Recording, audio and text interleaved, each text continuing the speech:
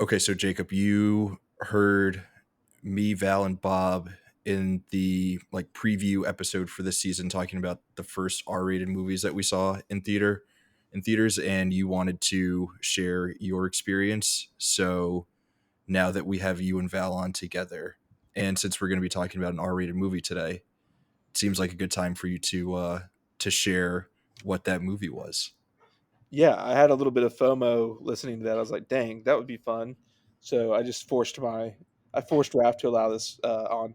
Um, so for a little bit of context, I grew up in a pretty strictly conservative Christian household. More so, specifically after my parents divorced, my dad doesn't really care as much in terms of um, like R-rated movies as my mom does, and then my stepdad was more in that vein. So from like 8 to 18, I basically wasn't allowed to watch any R-rated movies. So this is like makes it extra funny that my first R-rated movie was in theaters when I was like 6 or 7. Um, which is wild. Um, I think this is my first R-rated movie, and what makes it so funny is that it was part of a double feature. So my this was my dad's idea, obviously, because my mom would never have gone for this. So we went to go see Santa Claus 2, followed by Ghost Ship. Oh shit! And Oh so my god! I remember very distinctly we went to see the Santa Claus 2 first, and I was so freaking scared about seeing Ghost Ship afterward that like I could like not like think about anything else during that movie. And then I don't. The funny thing is, have y'all both seen Ghost Ship? I I Or haven't have seen it. not, but I've seen the iconic opening scene from yeah, Ghost Ship. yeah. Like so, there's a very like well known opening scene to Ghost Ship that's like very gory. It's very like scary, well known. I don't remember seeing that in theaters. What I mostly remember is sleeping through Ghost Ship, and I don't. Nice. Well, it It was all late worked out enough. then. It was late enough, I guess. So I don't know if I saw the opening scene in theaters or not, but I wasn't like terrified or something because I just slept. So I know I saw the scene later, but I couldn't remember. So that's definitely my first R-rated movie in theaters, and then I may have seen Deep Blue Sea because I remember like as a kid playing with some other kids and we were like talking about Deep Blue Sea. So that may have been my actual first, but Ghost Ship is a lot more fun as a story. Iconic. That's amazing. I am What was surprised your? though. Oh, sorry, Raf. Oh no, go for it. No, I was going to say because of your background, I'm surprised that your first wasn't also Passion of the Christ, coming from a conservative Christian background. Yeah, and I'm trying to remember if I saw Passion. I mean, it might have been shown at our church or something, but I don't know if I saw it. Yeah, I've seen it at some point or bits of it, but I don't even know if I've seen it all the way through. So it yeah. doesn't You're not missing out on much. ring a Getting bell. ready for Passion of the Christ too. To Passion, to Christ. Let's go. Hell yeah. Part of me is Jesus Christ, curious. Tokyo Shift or Drift. I don't know why I said shift. I am sickly curious about it, but I probably won't watch it. Um, Jacob, I was gonna ask what. So after Ghost Ship, what was then your next R-rated movie experience? The first one that you actually remember seeing in a Okay. theater. Well, I want to add I to thought it was going this. to be The Witch. Well, no, I thought no, that's what we were leading up that would to. have been that would have been crazy. Although The Witch came out in what 2015, 16. 2016, so that's 4 years after high school. I was in college when I was getting into like movies, so Mhm. I know I didn't see The Witch when it came out in theater. Before I go Or into it that, I was just know 2015. just a bone for I know Raph is like also like easily spooked. So just for like a fun little aside, the other movie I remember being terrified going to see in theaters as a kid, Monsters Inc. I was so worried that movie was going to be Oh, scary. And is There are monsters. is the mask rated PG-13? I don't know what it's I rated. think it It might might be be PG. PG, and it was 2015. I was wrong about that. But The Mask. 1994. That is PG-13. So I do remember being terrified of the Mask, and but I like wasn't scared of Gremlins. Like that for some reason those two are linked together in my head. Gremlins was fine. Interesting. The Mask terrifying. Terrifying. Um, That's fair. the I next don't know if I've R-rated shared movie. this on the show, Go ahead. but when I was very young, my dad took me to see Casper the Friendly Ghost, and I was so scared of like the three other ghosts when they first arrived that I ran out of the theater. You just booked it. I That's That's booked it. great. that's a great story, I honestly. was so terrified. I also got really either scared or upset um, during Pocahontas when I forgot who it is who like someone dies, right? Like a member of her tribe or family like dies, like the Englishmen kill him or something. And I also ran out of the theater for that. You were just And running out of I was running out theaters. of theaters left and right. And I was with my mom for that. And my sisters, who were like teenagers at the time, were seeing Species at the same like theater complex in a different just in a different showing. And I tried to go in there and my mom was like, I don't think you want to do that. And I walked in and it was like a scene when she was like transforming or like showing herself as an alien. And then I ran out of that theater too. So That how is many great. theaters would you venture you ran out of total during your childhood? Too many to count? I would set the over under at like 5.5. There you go. Yeah.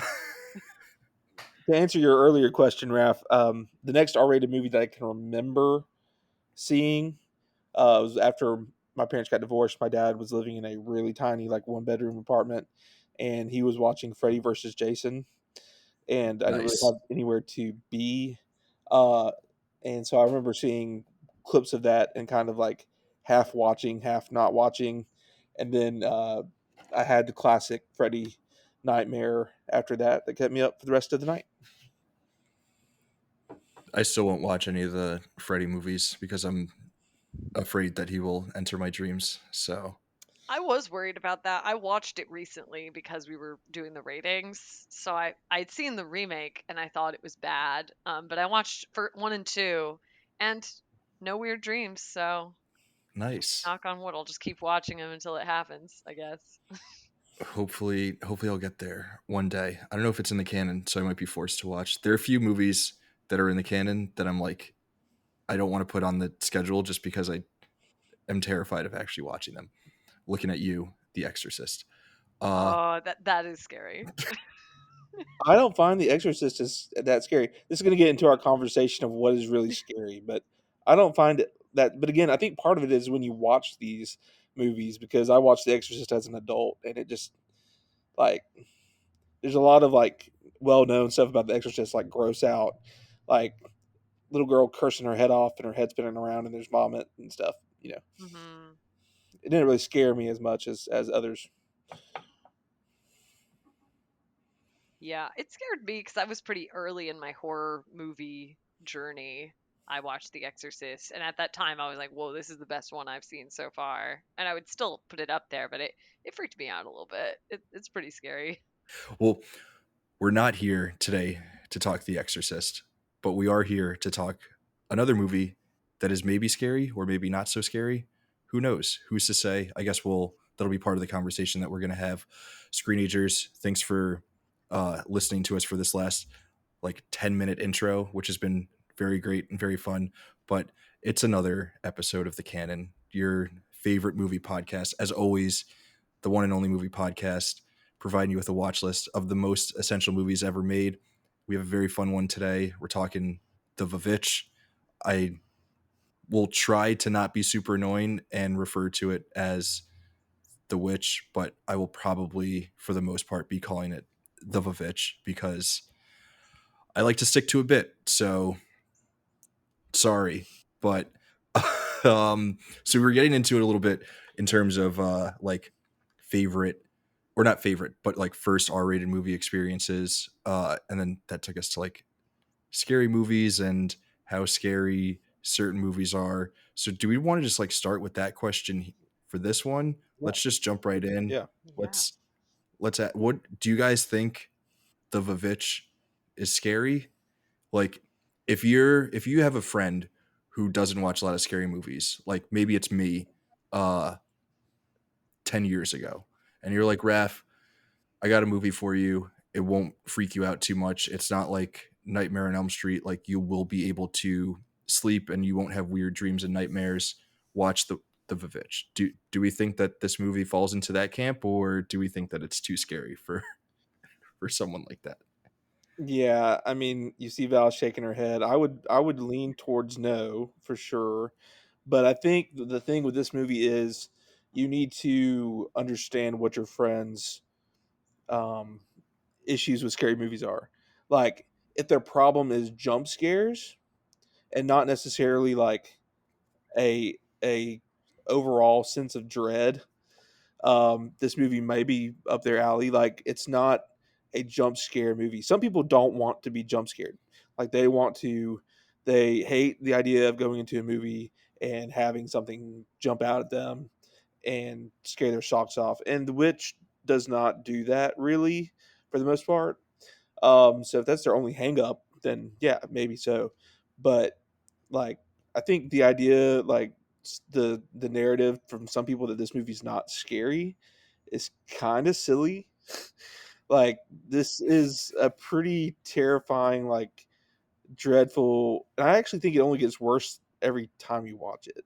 Really, like I think I felt Hmm. more scared this time around than like the first time I saw it.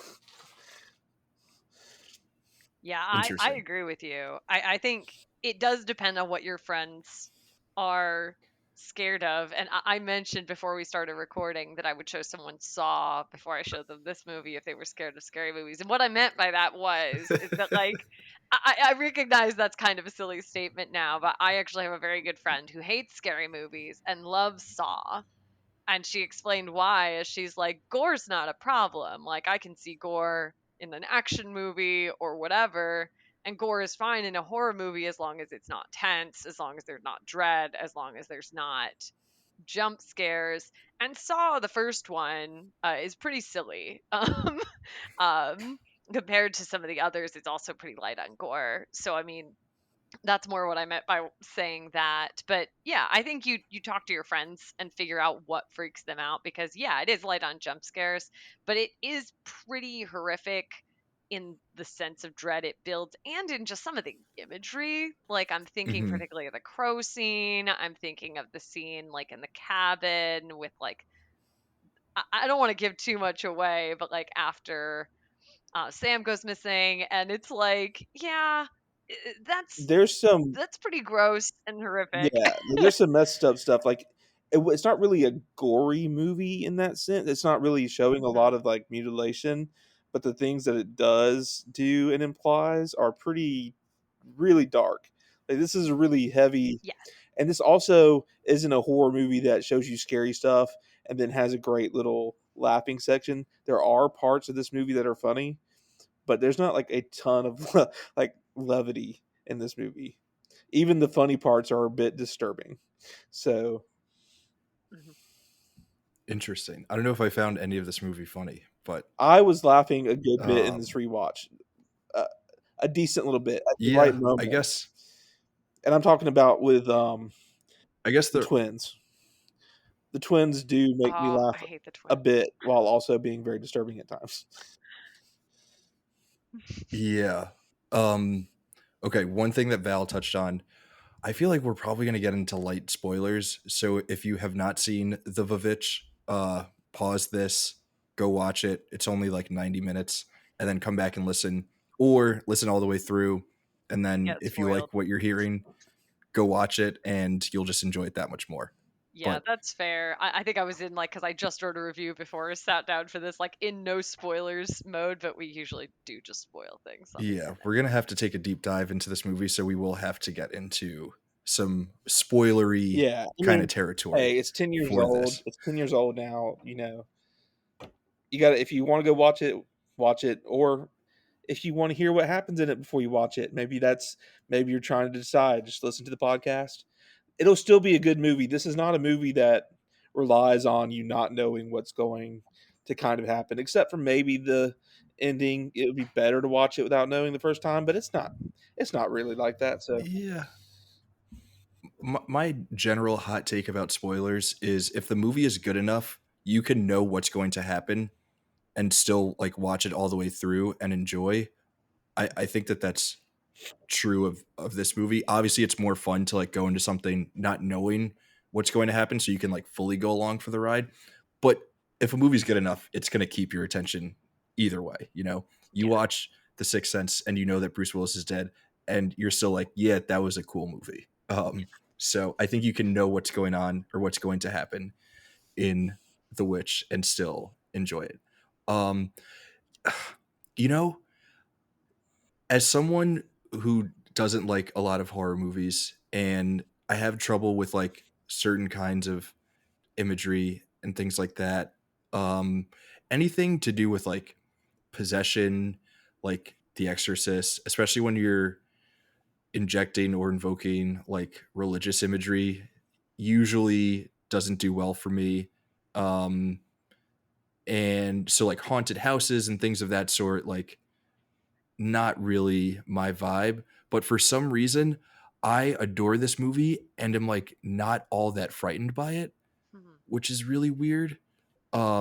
What is it specifically about like the sense of dread in this movie that horrifies both of you guys?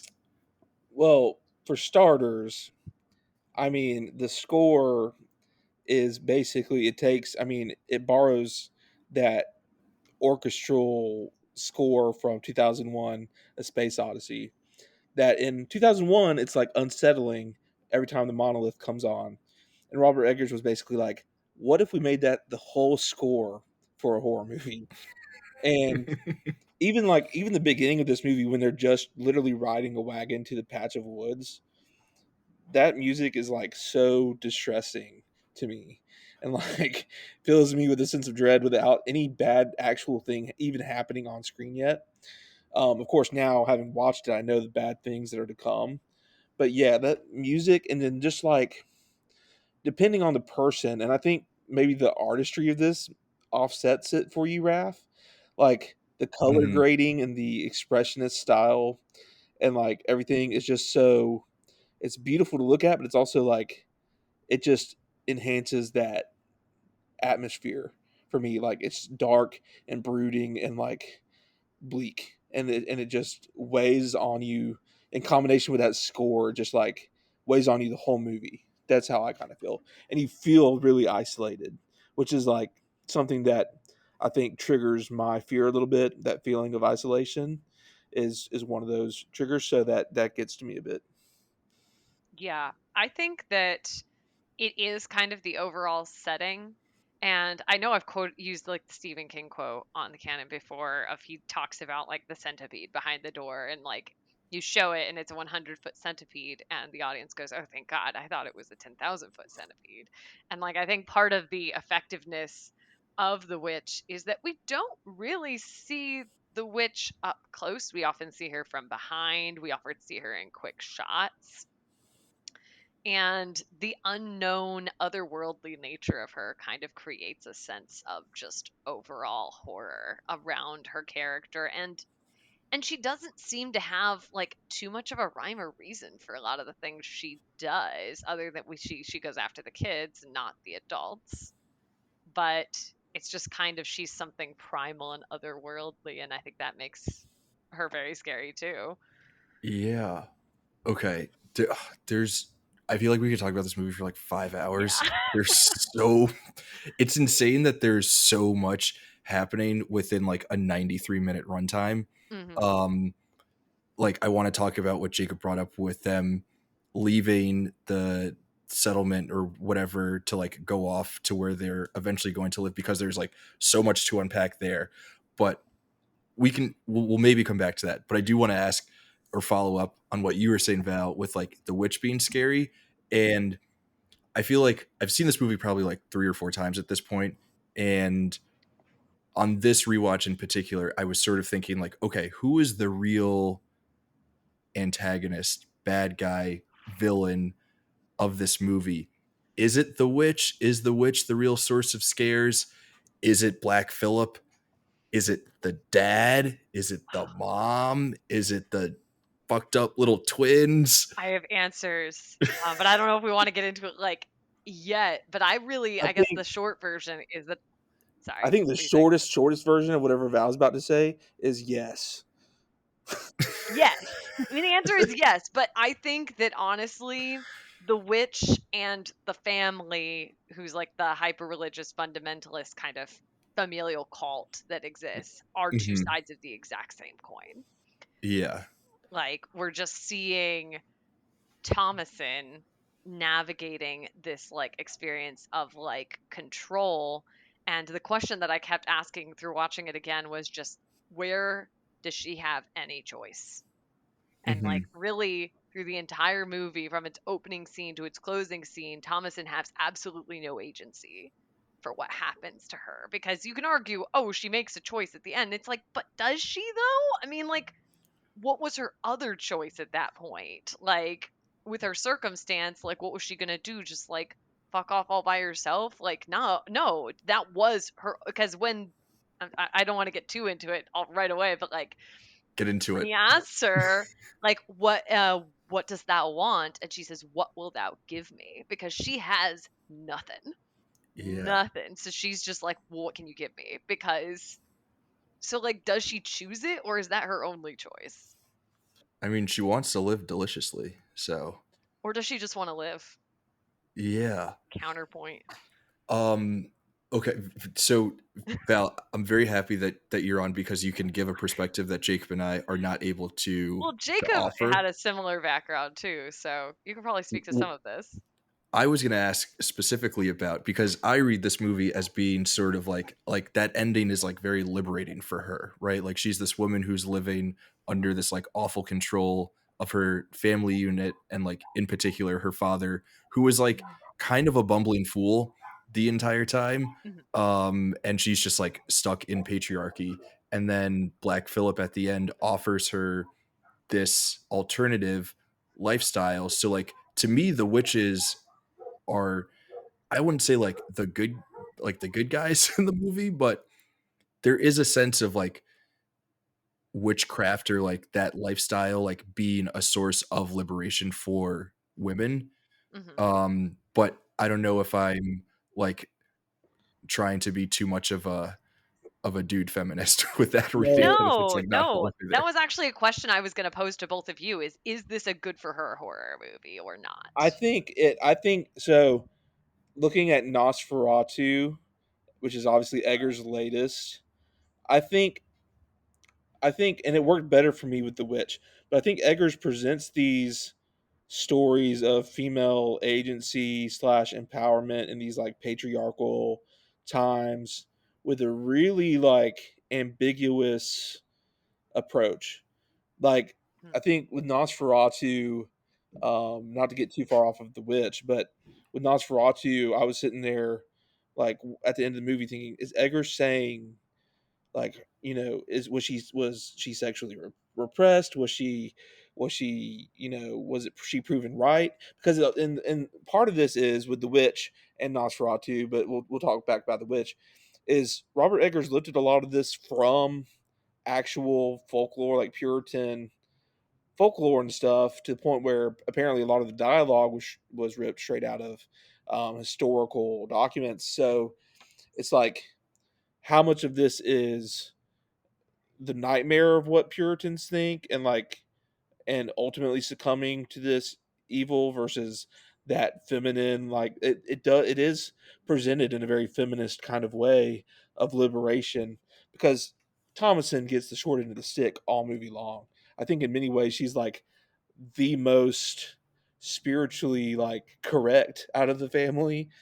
Like, I mean, the movie Hmm. starts with her confessing her sins, like she's like openly like acknowledging her issues, whereas like everyone else in the family seems to kind of not be able to grapple with their own issues.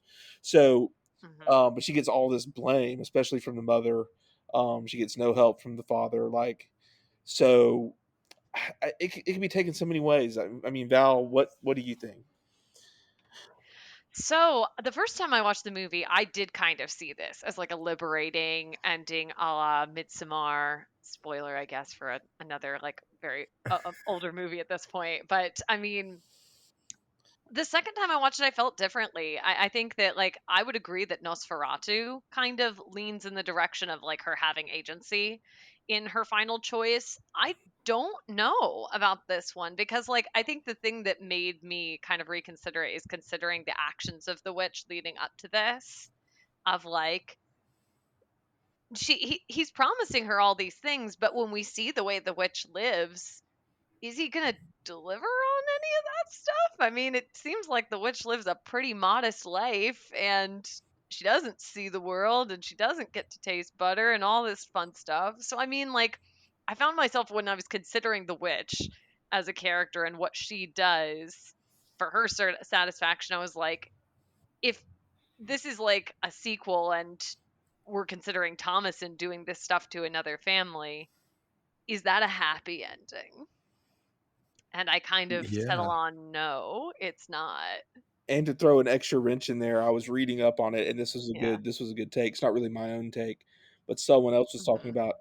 In a way, there's also a case to be made for like a grooming of Thomasin, where Black Phillip Ooh. slash the witch is like isolating her from her family, like one by one, to the point where Mm, there's no one else to turn to. So, I mean, I think that's really interesting. yeah, that I have not heard these takes, but I think that the movie is like presented in a way where you can come away with all of these different readings and they all make they all make a ton of sense. Yeah. I think that's like, when we talk about what makes a movie great, like what makes a movie essential, I think part of it is that idea that like the art becomes something that we can then have these like lively, interesting discussions about, what it might be about, what it might be reflecting about us, and like what it means at the end of the day. So yeah, I really like that take. I also thinking about it as like thinking of like the sequel where it's just Thomason doing what the witch is doing, and it's like, yeah, that doesn't seem that chill of a life. Like it's Mhm. not that fun. yeah, It's not that delicious. You have to like steal babies and crush them up murder and like babies, eat babies, rub them over your skin. drink bloody, Yeah. drink bloody milk blood from a goat. Also, I think really the ultimate thing, the takeaway, I think too, is like Robert Eggers maybe works in a similar way to Alex Garland. Not to put those two on the exact same level. I Mm. know some people might not love Garland as much, but I think Garland is interested a lot of times in not really providing answers as much as just Mhm. posing questions through the art.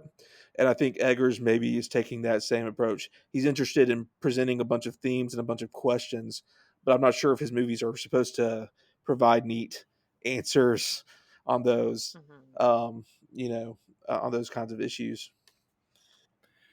Which is funny that you say that the movies aren't meant to provide neat answers, because one of the things that the movie is about is religion and the Puritan background, which is supposed to offer very neat understandings and answers to what life is and like how we're supposed to live our lives.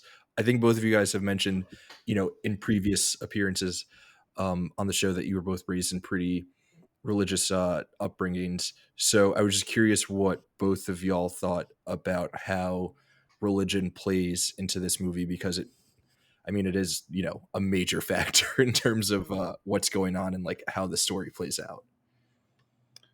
So, like I said, I grew up in a pretty conservative, strict Christian household, but I mean, this is a different level of puritanical.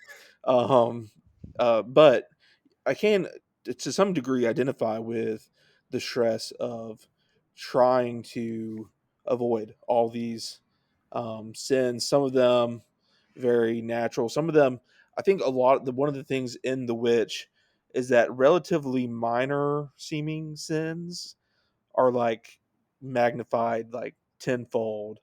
I mean, if we're talking about like the main sin, like one of the major sins of the father is selling a cup and not telling his wife, and then like Caleb, the brother, his like sin is like a lust, which is just really more of like a natural, like he's an isolated boy that's going through like maturing, and there's no one around but his sister.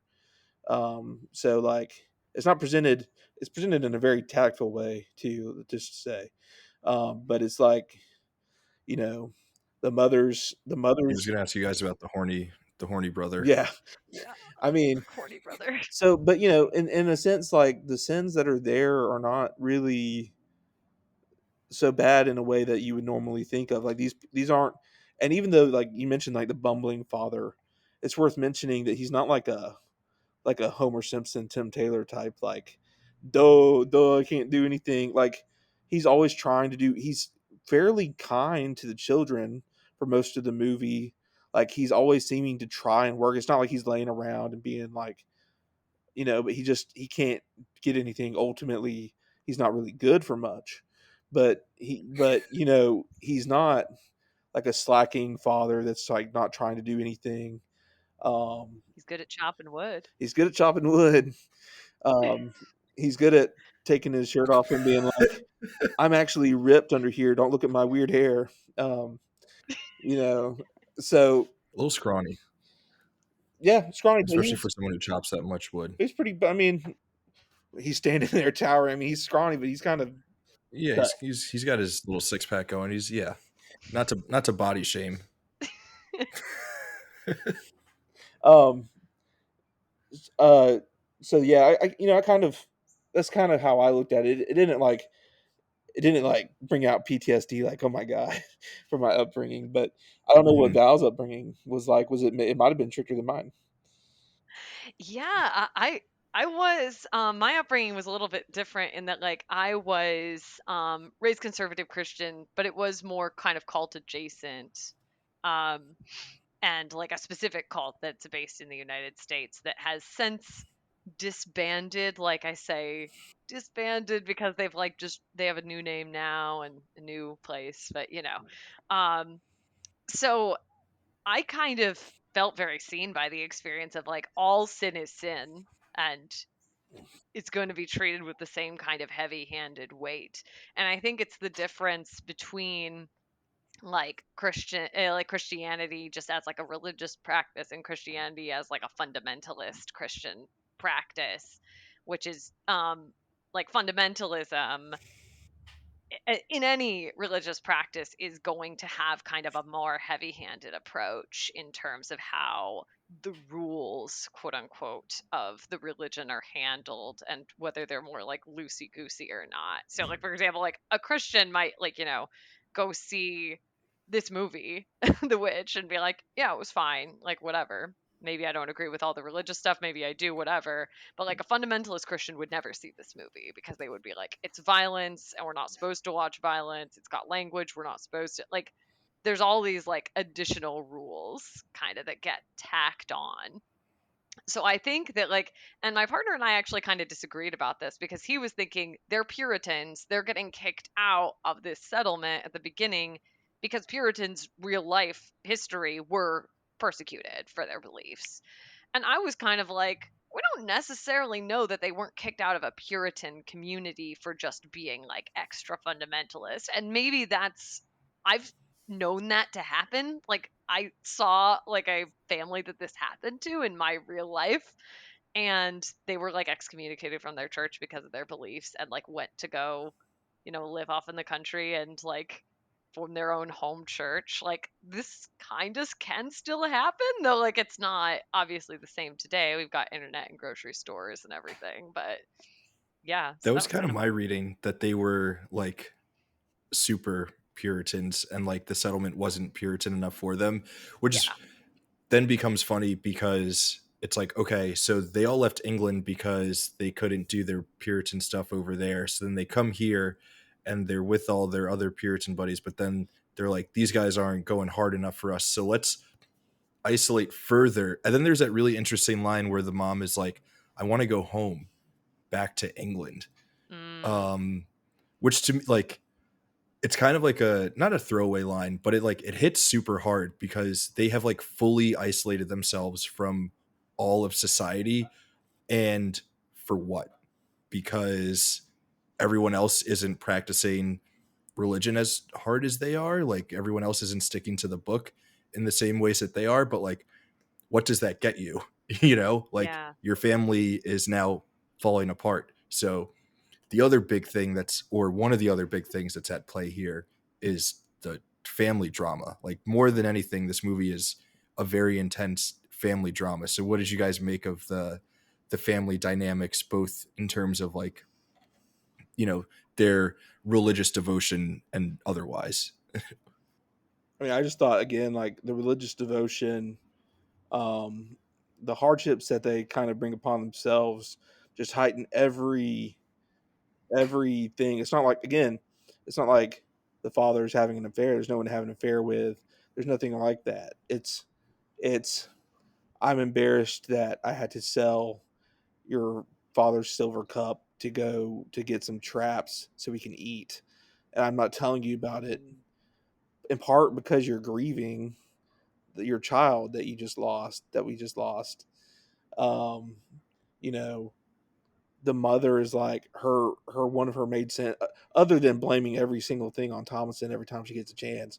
Um, her other big sin is just being like doubting God, like feeling separated from God because her child was taken away from her. Um, these things are like very normal and natural and shouldn't be so like even the mother, like when she's talking to the father later about the cup, she's like, I don't care about the cup. I wanted to, like, we could have sold that cup.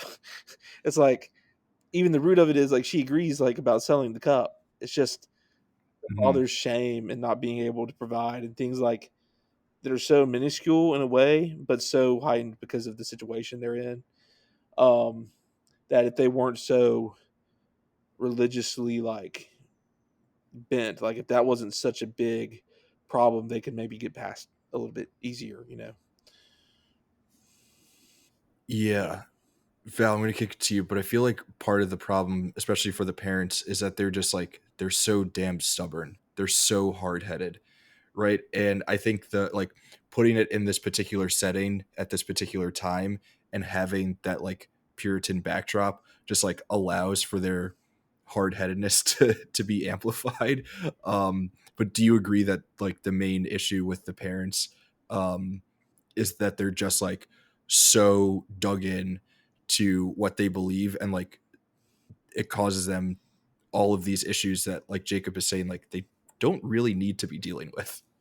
Yeah, I think it is kind of hand in hand with their religious practice because they if because they're kind of fundamentalists, if any piece of their religious kind of ideology, oh, okay, maybe this sin isn't such a big deal, like the whole thing kind of collapses in on itself. So they're like so incredibly hard-nosed about every little thing that when finally like Thomason calls out rightly her father is a total hypocrite, he like can't even hear that because to him being a hypocrite is the same thing as not having a religious practice. It's so black and white, it's so all or nothing that they're like, if I let even a little bit slip and maybe express some sympathy or care for my child, then am I choosing my child over God? And it becomes that serious. And it's interesting to me too because in the moment when Thomason really puts her dad on blast, about his failures, like he's obviously like really reacts really negatively to that, as people would. But again, it's not like the father is just this abusive, awful dude. Like later that same like night, even though he doesn't acknowledge it necessarily to his family at the moment, he like breaks down and acknowledges like this is really all my fault. Like I Hmm. put us in this situation for what? Like this is really my fault. Basically, rubber stamps everything Thomason said. So like we're not even dealing with people who are completely like not self-aware, which is like the worst kind of people. Like they kind of get it, Hmm. but it just takes them too long to grapple with it, unfortunately, to escape the simultaneous horror that is happening. Because one of the great things about this movie is the family's dynamics and how they are repressing themselves through the religion is like a huge part, but it's also like not some big metaphor. And like the real witch was the repression we had along the way. No, like there's also a witch. Yeah, Yes, there's true. fully a witch. The real witch was the repression we found along the way. Yeah. So I mean, do you think without the repression though, do you think that the witch and Black Phillip then like prey on this family? I don't even know where you begin to go with this movie without the repression. I mean, like from an end story perspective, I'm not sure how that really ties in or not, but it from the thematic of this story that they're telling, they kind of go hand in hand anyway, for sure. Yeah, like I think the fact that the witch is there, like they're super vulnerable to the witch because of their repression. It's not like the witch is the repression. It's more like if they had a community, if they had other people, if they had support, they wouldn't be as screwed when the witch starts messing with them. But they're completely screwed because they've chosen to self isolate. And they say many times, like, we could go back to town. He's like, we can't. We messed things up too bad. Like, they all hate us now. And it's like, yeah, whose fault is that? I mean, Yeah. How much are you guys scared by all the isolation in this movie? Like them isolating themselves? dude, I really hate it. I mean, like it for some of my background, I also grew up completely homeschooled. I was homeschooled K through 12. And so I think that that's something that like still in horror movies is very effective for me because it's just like I would spend like weeks at a time where like 95% of the time I was in the same room, and like that's like bad for a kid as it turns out. So like and that's their situation. It's like they're not allowed, we're told at the beginning of the movie, to even leave the farm to go to the valley and pick apples or whatever his lie is. It's like, so they're super isolated even location wise. They can't even go for a walk or explore, and there's a real sinister horror in I that. mean, Raph, have you ever been isolated in the woods in the dark? And like, Yes. okay, yeah, I mean, like, it is like a next level of getting in your head when you're just alone and you can't see anything. It's kind of, in a way, it's kind of like Jaws, except instead of like you can't see under the water, is you just can't see anything around you. And then there's stuff making Yeah. sounds and you're out in a place you're unfamiliar with. So like yeah, like movies that are about people isolated in the woods and in the dark are like scary to me. The Blair Witch Project kind of operates on that same wavelength, um, with just being isolated in the woods in the dark is scary, whether you think there's a witch or there is a witch or not. Like Yeah. uh, Even just a rabbit becomes super scary. Like, why is that rabbit looking at us that way? Oh, this movie would still be scary without a witch if they could find things for to happen to the family. Like I mean, if nothing happened to the family, it wouldn't be scary, I guess. But like if things were happening to the family and they even had a thought of a witch, it could still be scary. It would just be a little bit different. I mean, going back to our question about whether or not this movie is scary, I think for me, most of the scariest moments in the movie, it was when that score is going and it's just like wide shots of trees. Wide shots of trees scare the shit out of me in any movie, especially like in the Northeast when it's oh. either like late. This takes place in like late fall, maybe. Everything just looks kind of dead and dreary. It's no bueno, no bueno at all. And there could be a threat Was this movie coming. shot in upstate New York? It was. I mean, it was. It must have been shot in like Massachusetts. No. Yeah, New England somewhere I'll around have to there. look it up. Sorry, what were you saying, Jacob? No, yeah, I mean that's just like Yeah. there could be a threat anywhere in those trees. I do want to say in terms of this film scariness, I don't know when Raph you plan to talk about specific scenes, but we've talked a little bit about that opening, the first scene that's like where something actually scary happens, where Sam is taken. Hmm. Like So Hereditary probably has the best modern horror scene, maybe the best modern horror scene, but Sam's disappearance is freaky in a very particular way. Like that scene is Mhm. shot so well, um, especially the first time you're watching it. Again, if you've listened this long without watching it, sorry, you should have gotten off.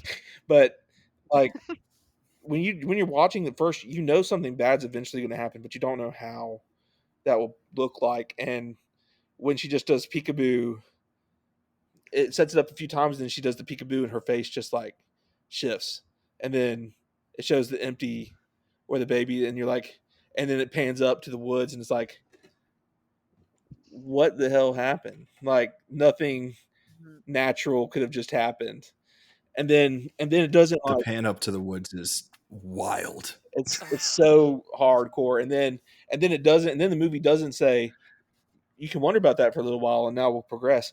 No, the wood's like, oh, you want to know what happened? And then it It's like, oh, here's the baby, and here's exactly what shows happens. this very, very disturbing.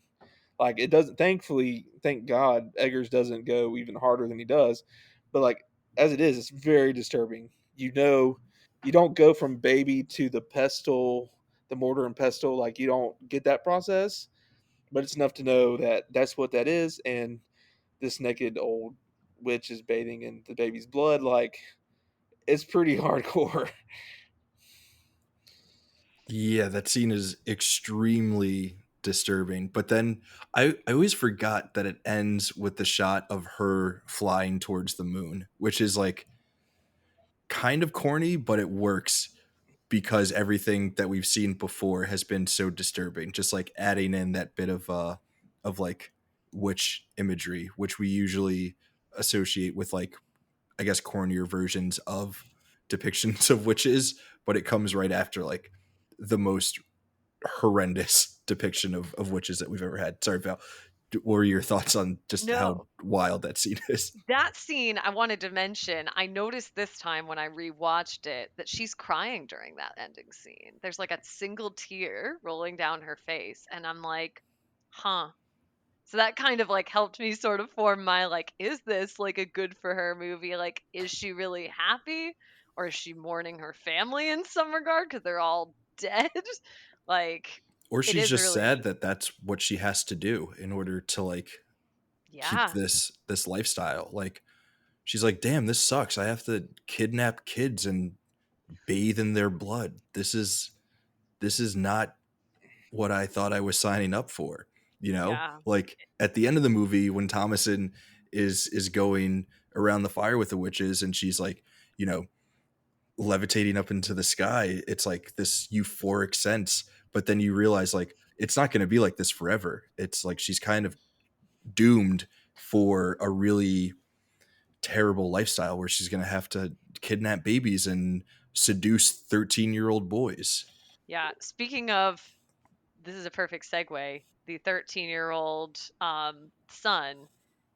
What do we think happens before he dies? What is he seeing?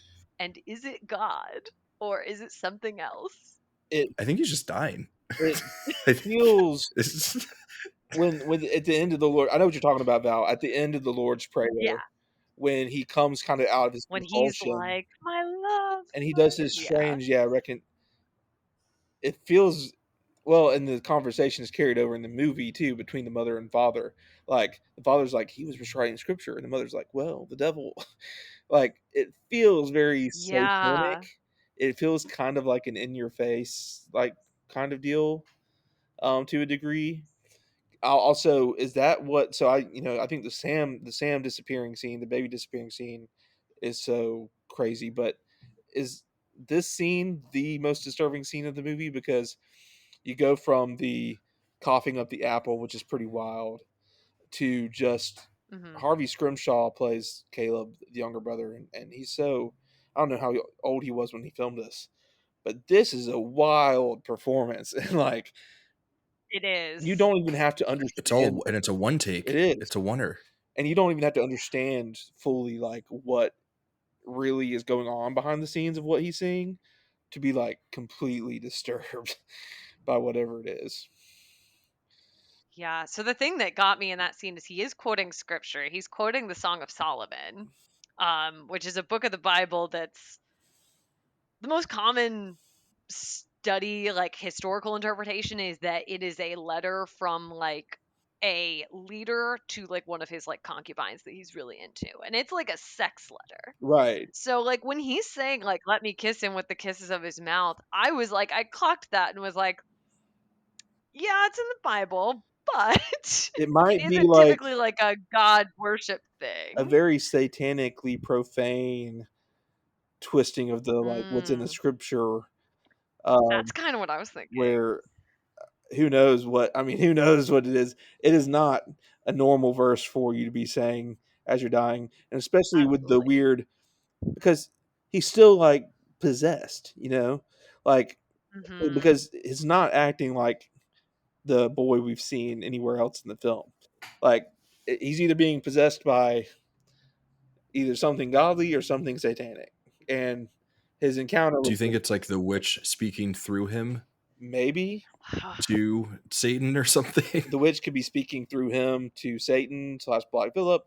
The witch could be mocking God. I don't know, like speaking sexually to God would be pretty profane, probably.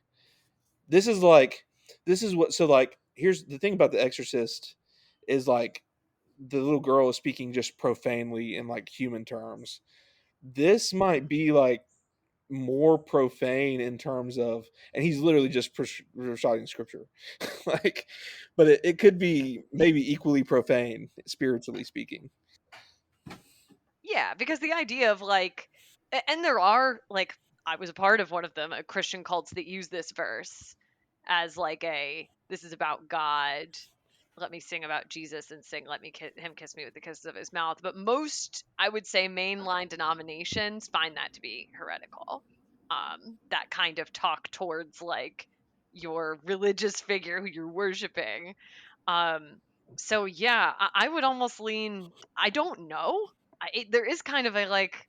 I'm not totally sure, but there is kind of a. I would lean more towards the kind what you're saying, the profane nature of quoting scripture in this way, and especially because they're believing God is God the Father, and he's a boy, and they totally weren't cool with the gays. I mean, I don't think that that's like a guess or a jump to so it feels weird. It feels very very strange and off kilter.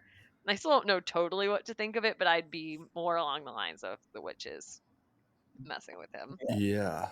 Or he's still like kind of possessed or changed by his experience with her and is Hmm. then seeing Black Phillip, but he doesn't know the difference between seeing Black Phillip and seeing God himself or Christ Mm, himself at that yeah. point because of like what has happened to his, I don't even want to say brain, but like his, his like religious soul Yeah. has been corrupted at that point. Also, So he's like unsure of what it is that what he's seeing. Caleb also already has like, and this is the difference between, and again, Val's probably got a different.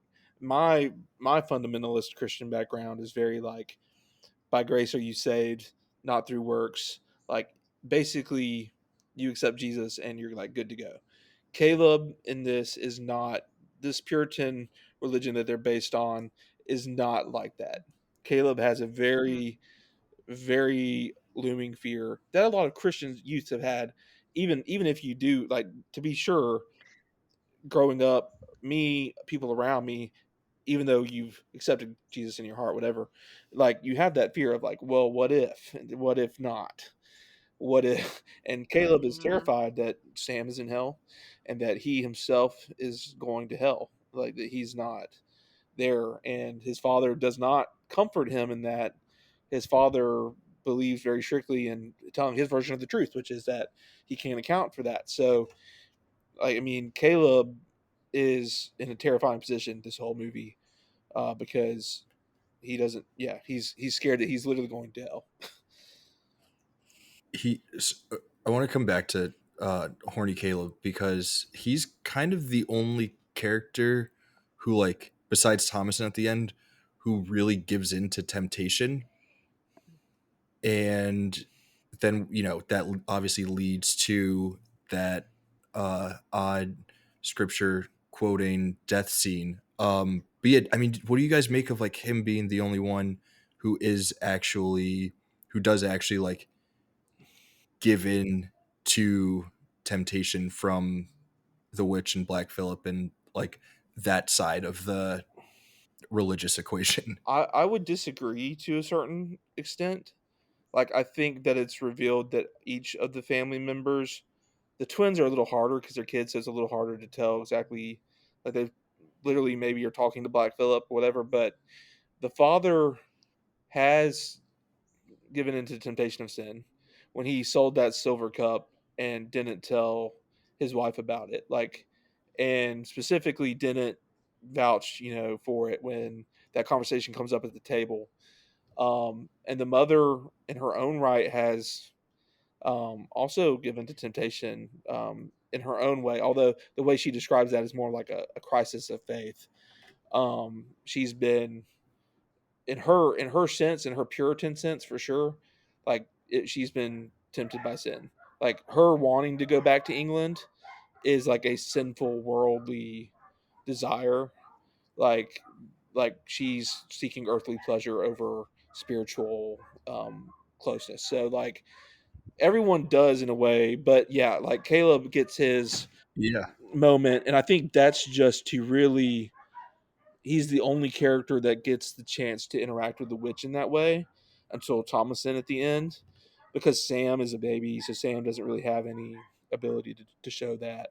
So that scene, I think, is Yeah. Sam was sitting left and right though. the yeah, absolutely, crying all the time.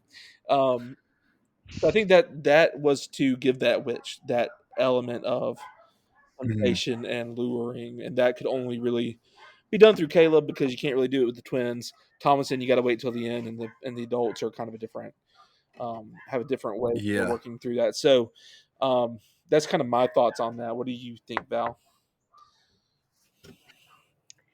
Yeah. I don't know. I kind of file more like what you're saying is that they're all kind of tempted. I do think that the witch is and Black Phillip are pursuing the kids, and the reason they're not pursuing Thomason in the same way is because the movie does communicate that she's a woman at this point, and that's like reiterated at several points because we don't really see the witch go after the adults until the very end of the film. And at that point, it does seem kind of like they're like, oh, we can take Thomas in. And maybe that's just my interpretation of it. But yeah, I think that it's in some ways is the conclusion of like his arc of like feeling this lust towards his sister, and maybe the witch sees that, notices that, or just the fact that he's a 13-year-old boy and he's horny and taking advantage of that. I do think it's interesting though that we are shown like that this is clearly not what the witch looks like immediately, because when she grabs the back of his head, her hand is like old, like, and Mhm. discolored, That's a and great that's a it's great just scene. Yeah, like that's a great way to show that. uh yeah, it's so we don't know what happened, but yeah, I would kind of like venture to guess that like in his final moments he is seeing what he thinks is God, and is probably not God, is probably Black Phillip. But And the implication of that Which scene is like brings us to something really bad happened in between Caleb getting back to that farm. It's really bad. I think something really bad did happen to Caleb, and it's honestly probably the darkest thing that happens to anyone other than Sam. It's kind of icky to think about. yeah, poor horny Caleb. I was gonna say, talking about horny Caleb gives us the opportunity to talk about another horny character, the goat, There you go. Great segue. Black Phillip himself. um, the greatest of all time. He is our goat. Um, all praise to Black Phillip. He's sitting there in the barn talking to the twins, dismantling this family member by member until he can finally get to Thomason. Um, what do you guys think about Black Phillip? So How creepy is that goat? And also, what do you think of the? I want to bring it back to the parents too. So I also want to get your thoughts on like how it is that the parents end up meeting their demise. Sorry, Jacob, I think I yeah, cut you no, off. no. So obviously, Black Phillip looks great. He like looks like if you were like to picture a goat that could also be Satan, Black Phillip is the goat. And so Amazing casting. yeah, well, about that too. So we get a little clarity. So the goat's real name is Charlie, and apparently he was an absolute awful like animal to work with. Eggers has said that Oh like no. anytime they needed Charlie to be like imposing and intimidating and like energetic, he would just wanted to lay around. Anytime they wanted just like a shot of him laying down, he was like running all over the place. Apparently, he had like him and Ralph Ineson like hated each other from like the very first moment, and like Black Phillip was just always, which fits in with the ending of the movie because that ultimately is the demise of Ralph Ineson's character, the father William, um, squares off with Black Phillip. We don't really see Black Phillip that much, though. It's amazing he's such an icon. We really get like through the twins, we get the songs about Black Phillip, which are just so fun for like establishing that character because it does seem early on when they're first singing about Black Phillip, uh, crowns grow out, horns grow out of his head. You're just like, okay, this is like twins, being silly about a goat. And then later they're also singing another song about Black Phillip, and you're starting to go, this is a kind of weird song, weird song that they're singing.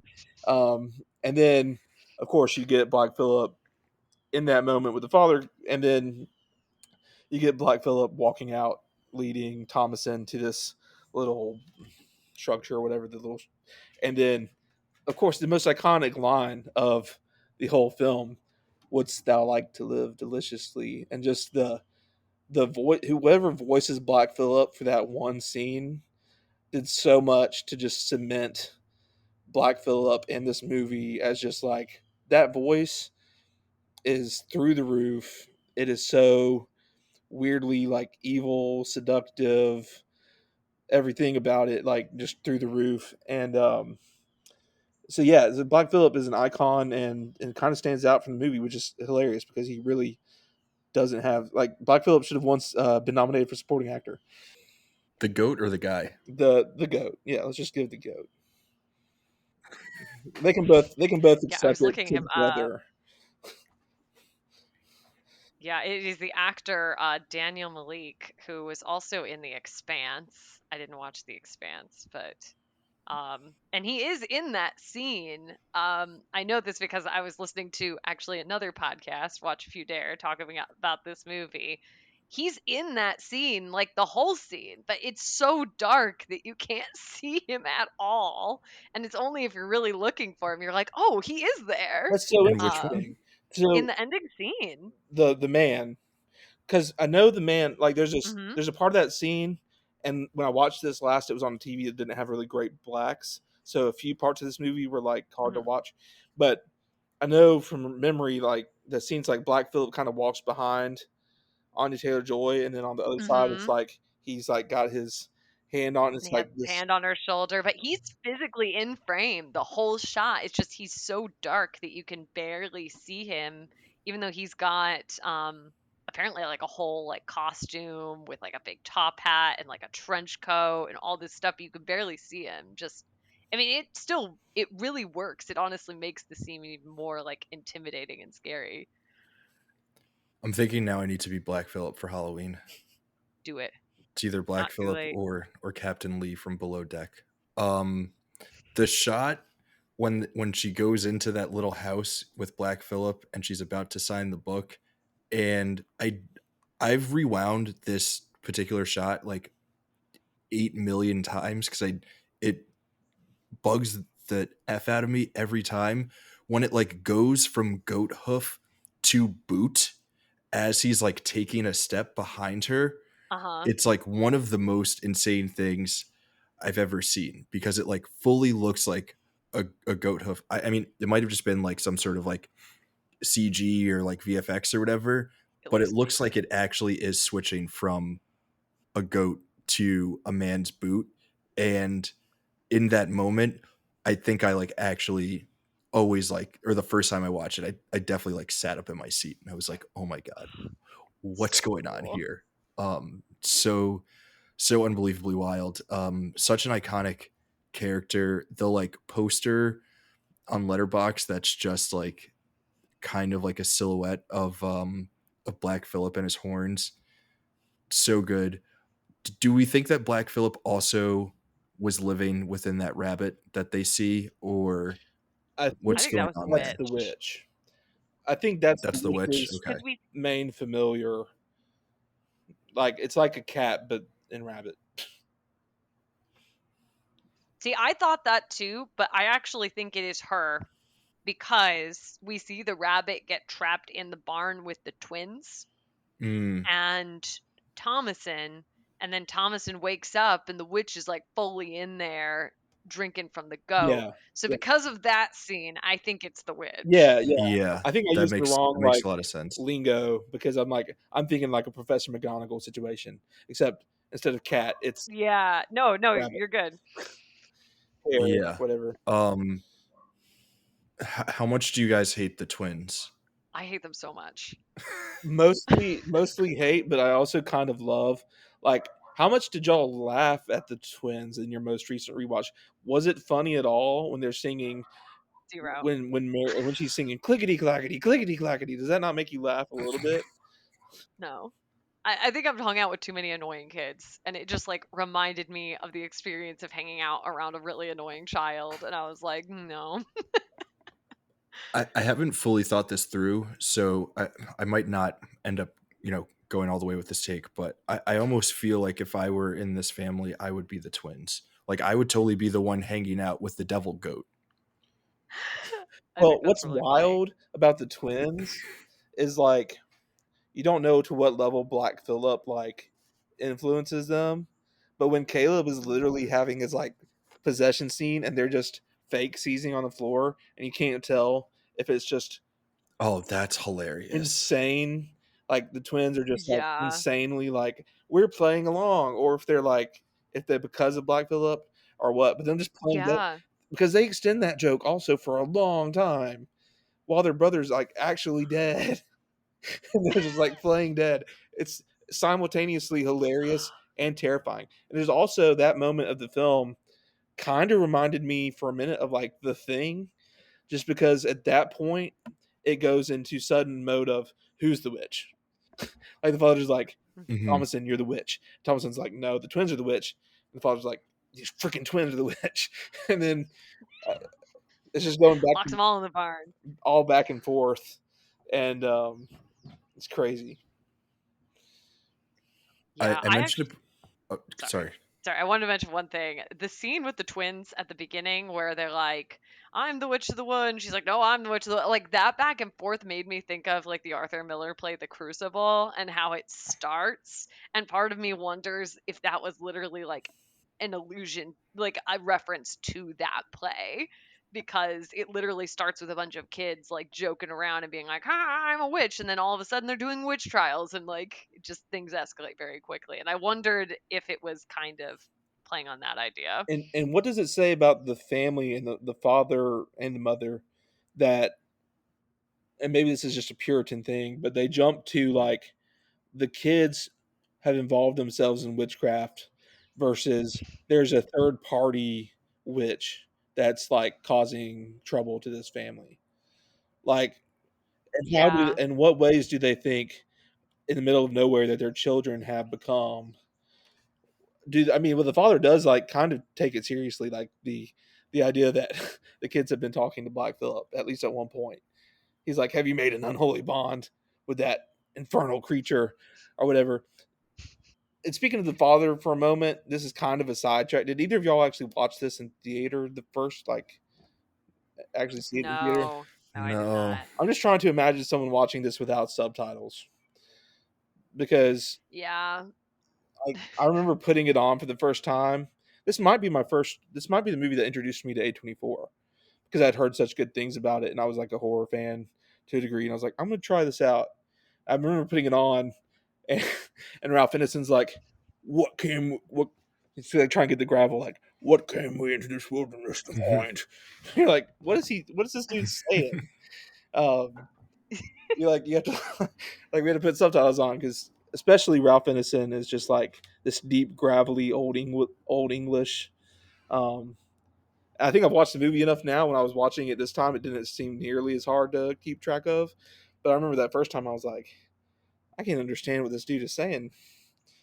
But that's part of what makes this It's movie tough so the first great time too. around. Like, and this is an Eggers thing, but like so many directors wouldn't go as far as they did in doing this full on like old English accent and all of that. And this movie just it's like you're transported back to 1630. I mean, Hmm. it just feels real. Yeah, I mean, to talk about Eggers for a little bit, uh, no one does period pieces like that dude. He dives all the way in, and it's amazing that he doesn't just dive all the way in to just give us a period piece. Like this could have just been a really interesting family drama that works as a really good period piece because he was so invested in the authenticity of how they speak, how they dress, how they move around, all of that stuff. But to then take that period piece and make it this terrifying horror flick is so insane. And he's done it with all of his movies. This is, I was thinking about it today, rewatching this. This is probably his best movie. For me, The Lighthouse is my favorite. But even that is also like an insanely accurate and authentic period piece first and foremost before it becomes anything else. Same with The Northman, same with Nosferatu. This dude is, I think, operating on a totally different level than like any other director in terms of like writing and directing movies that take us to really, really, really interesting places and being fully committed to it. Yeah, Val, what do you think about how Eggers like totally threw us into 17th century New England?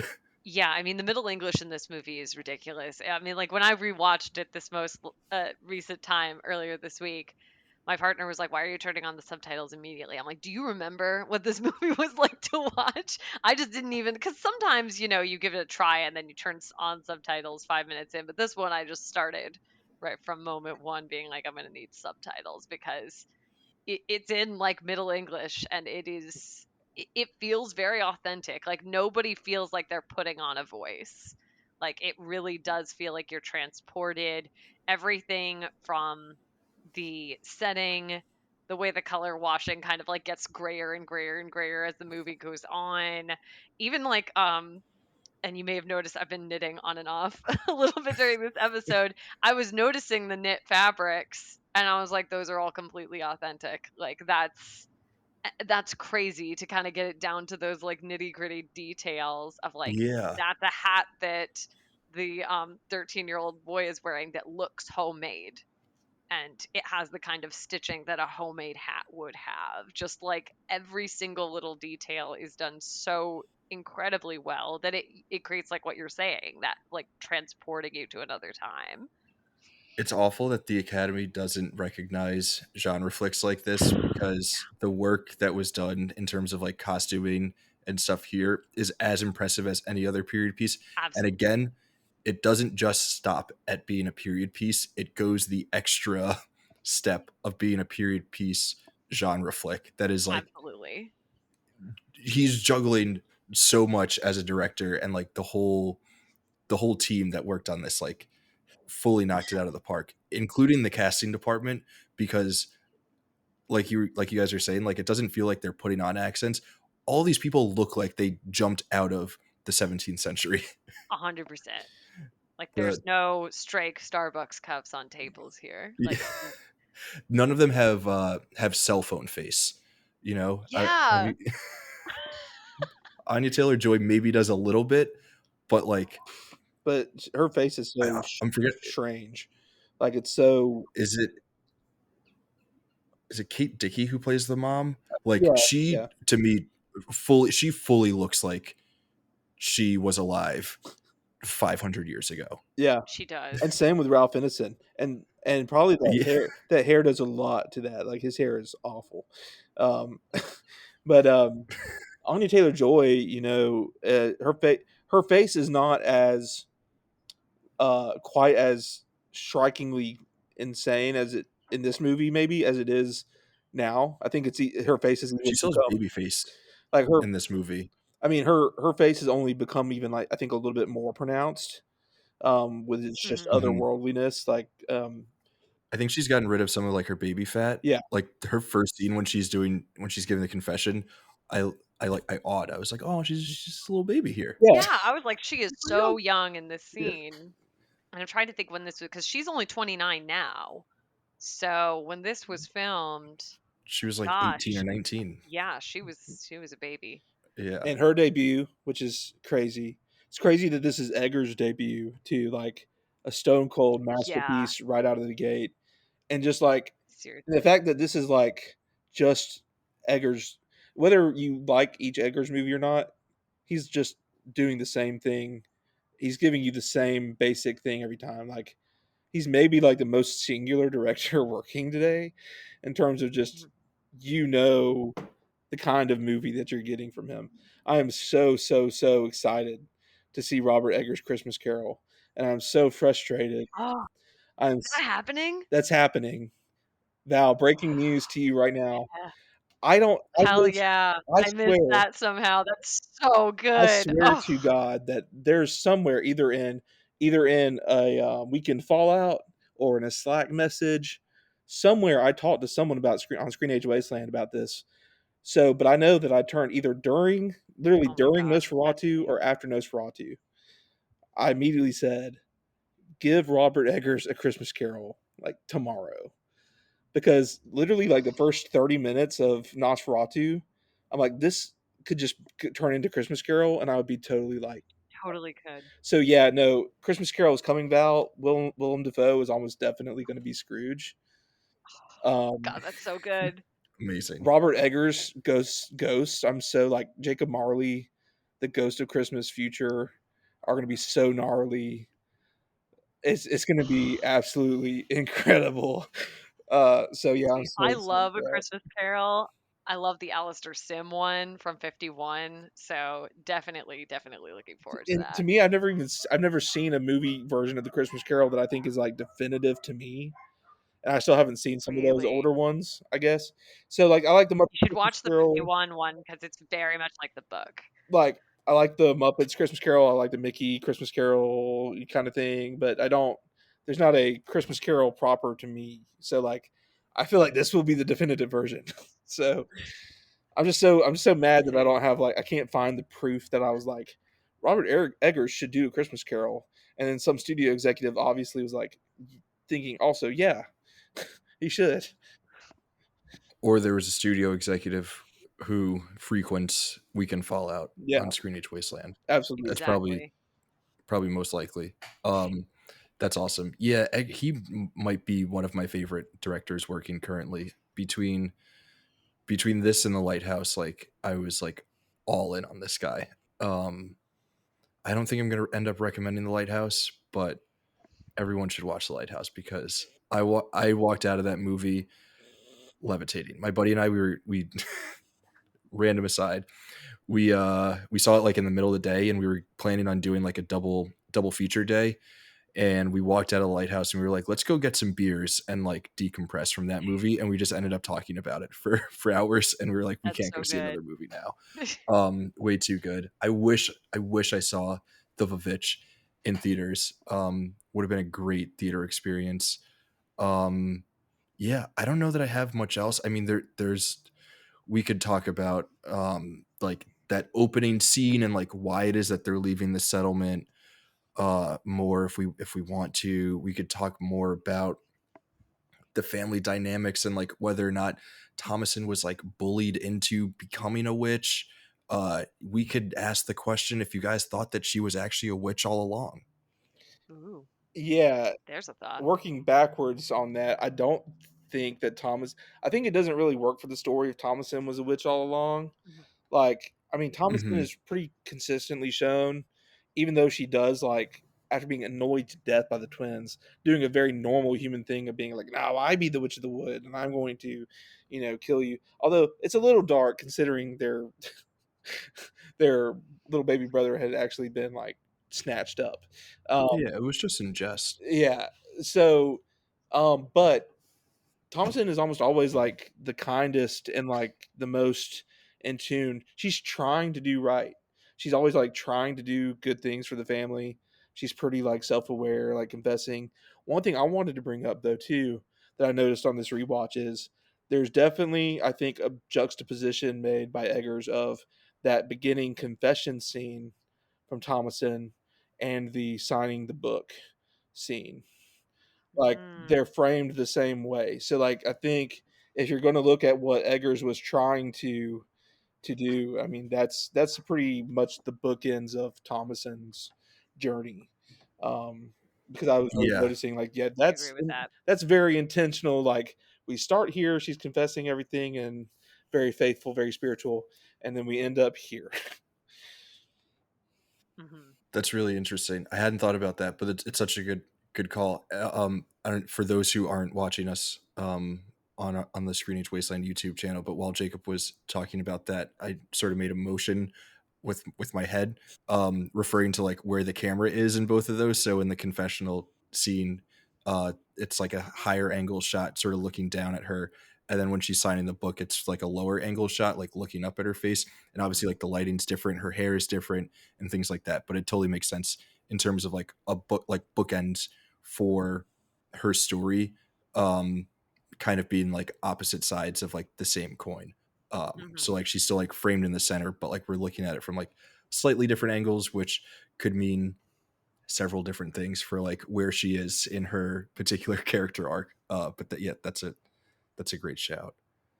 Yeah. I don't know, Val, did you think that she was a witch all along? Do you think that there was a No. reading where she is a witch all along? No, I agree with Jacob that I think that kind of ruins the story because I think like there's so many moments where she's in distress where if like she had been a witch, it would have made sense for her to just like, you know, turn heel at that point and be like, ha ha ha, I'm a witch now.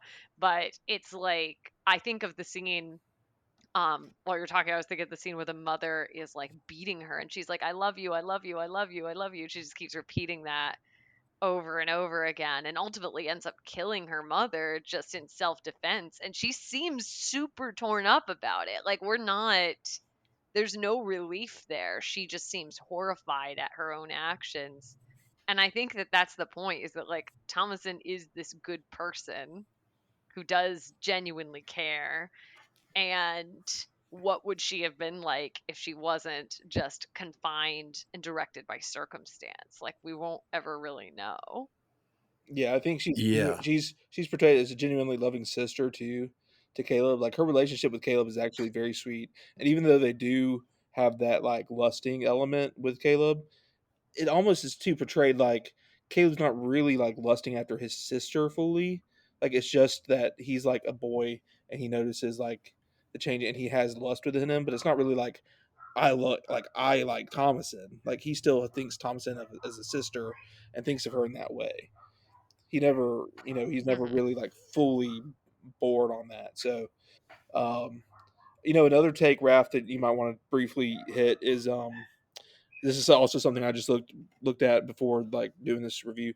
Um, so the father, when he goes against Black Phillip, he has the axe and then he drops it, and then Black Phillip headbutts him into the woodpile. And then also there's this sense of with those contrasts of the two shots of Anya Taylor Joy, where she's that confession, she's got her hair, all the way tightened up. She's got everything going on. Of course, the end, her hair's down, Mhm. piled. She's removed her clothes. So it's like there's an element too of like nature overtaking their like human, Mm. like all the human things that they're worried about is just like nature ultimately overcomes them. Interesting thought. Yeah, something I just remembered about that scene that I meant to mention earlier is when I saw him with the axe and the goat, I remembered that one of the things that Caleb is muttering over and over and over when he's possessed is hold the axe, take off his head, hold the axe, take off his head. And I'm like, huh, why is he saying that? And then that happens in the very next scene.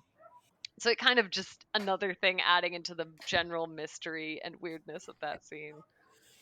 Yeah, that might be the scene of the movie, honestly. As disturbing as that first witch scene is, the Caleb possession There's so scene much going is on. like really Yeah, I think messed up I think and it's like the pretty scene. frightening. I think it's the standout scene. Although Yeah. ultimately that Black Phillip scene is kind of the most iconic just because of how it ends the story and the way that's shot and everything. But yeah, Yeah. and I wish Harvey Scrimshaw, like I think that was probably his debut. I don't know what he's been up to. I tried to look, not really much.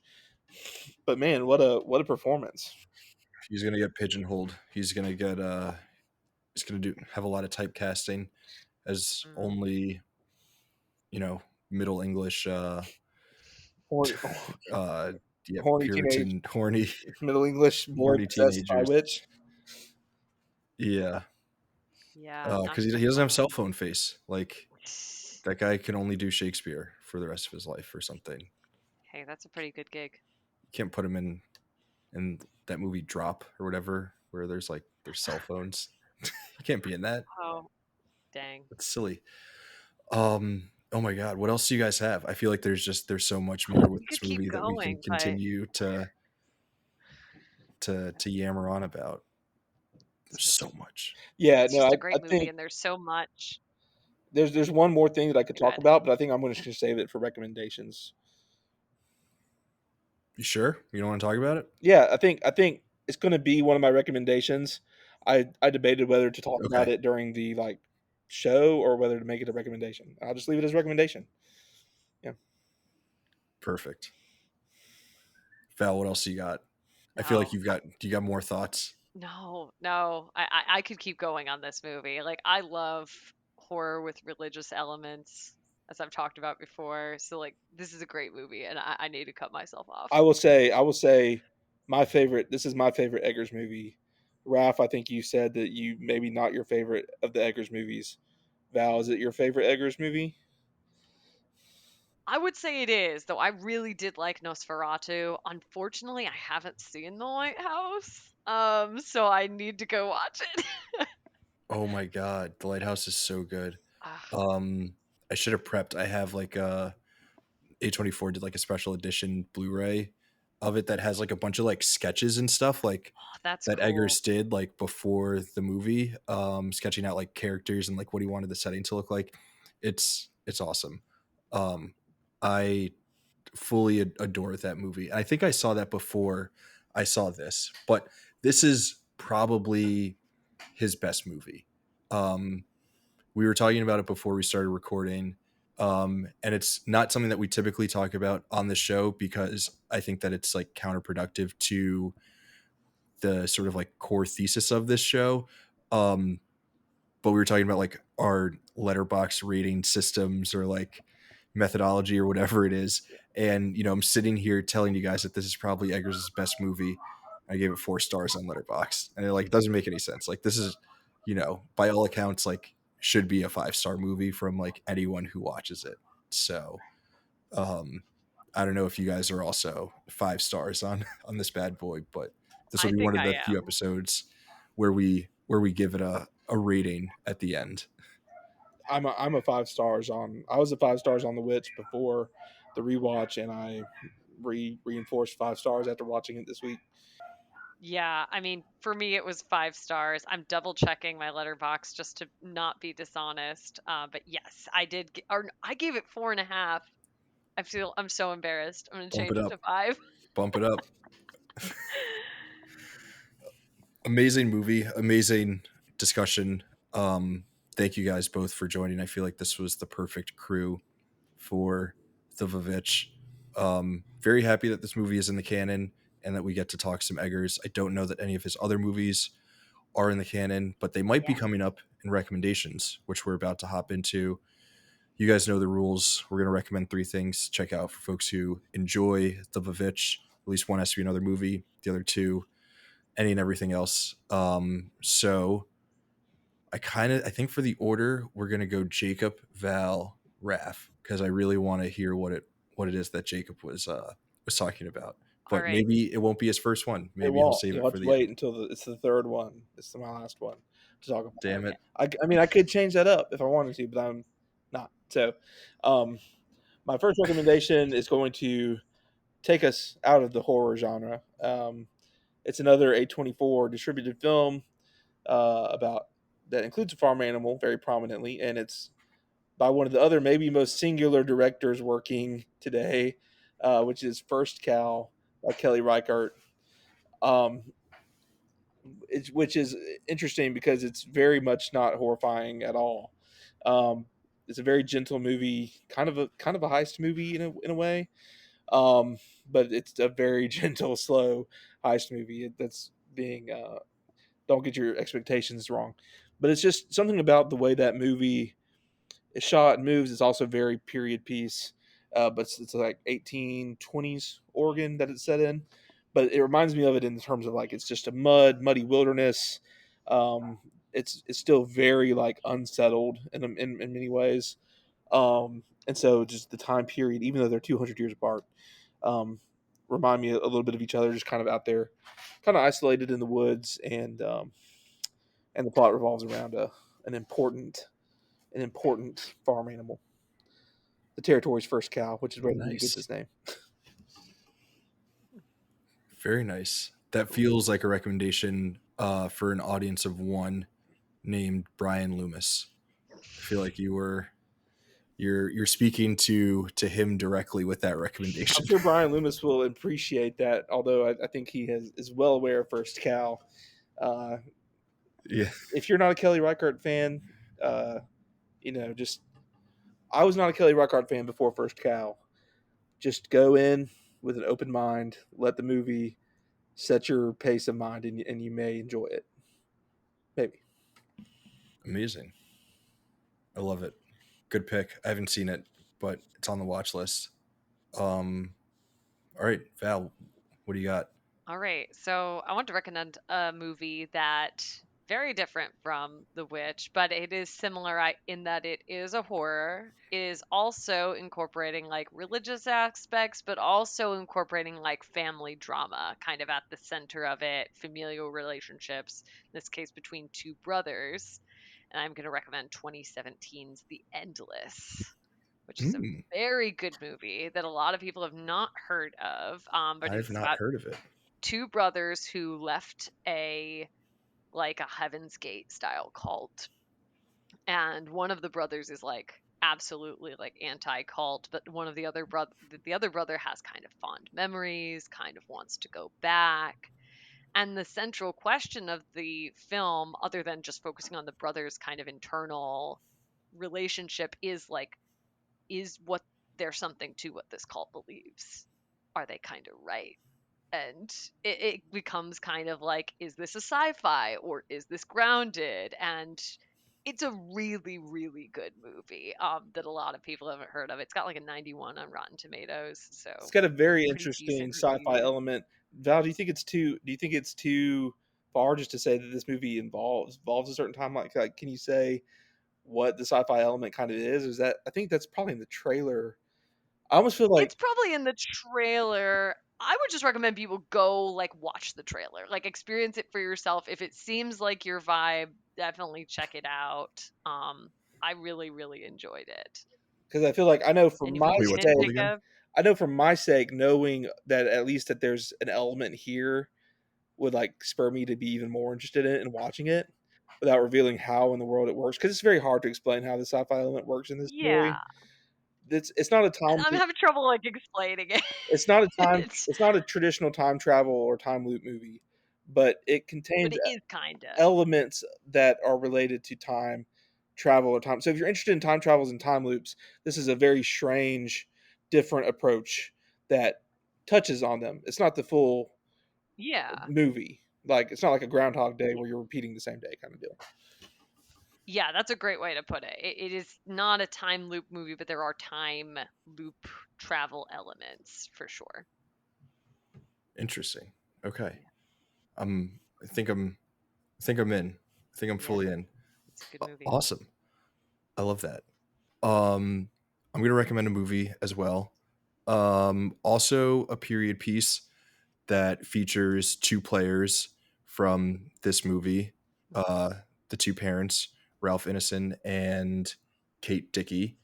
Um, Not really a horror vibe, but that's fine. There may be some otherworldly elements at play in this flick. I am recommending The Green Knight from Oh, 2022.